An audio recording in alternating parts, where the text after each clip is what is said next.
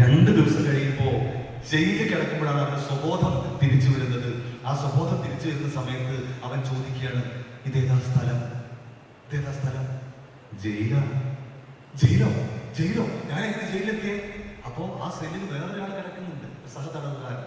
അവൻ ചെയ്ത കേസ് പോലും ആ പാതകം പോലും ന്യായീകരിച്ചുകൊണ്ട് അയാൾ പറയാണ്, എടാ ഒരാളെ തട്ടിട്ടാണ് ഞാനിവിടെ വന്ന് കിടക്കണേ, എന്റെ മോളോട് അപമര്യാദയായി പെരുമാറിയ ഒരാളെ ഞാൻ തട്ടിക്കളഞ്ഞു, അത് തെറ്റാണെങ്കിൽ പോലും അതിനെ ന്യായീകരിച്ചിട്ട് അയാൾ പറയാണ് അവനെ ഞാൻ കൊന്നു, പക്ഷെ നിന്നെ പോലെ സ്വന്തം അനിയനെ കൊന്നിട്ടല്ലടാ വന്നിരിക്കണേ എന്ന് പറഞ്ഞപ്പോ ഇവൻ പൊട്ടി പൊട്ടി കരയായിരുന്നു.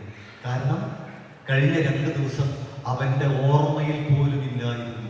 അവൻ കരയണം, എന്റെ അനിയനെ ഞാൻ കൊല്ലേ, എനിക്ക് ആരെയും കൊല്ലാൻ സാധിക്കില്ല.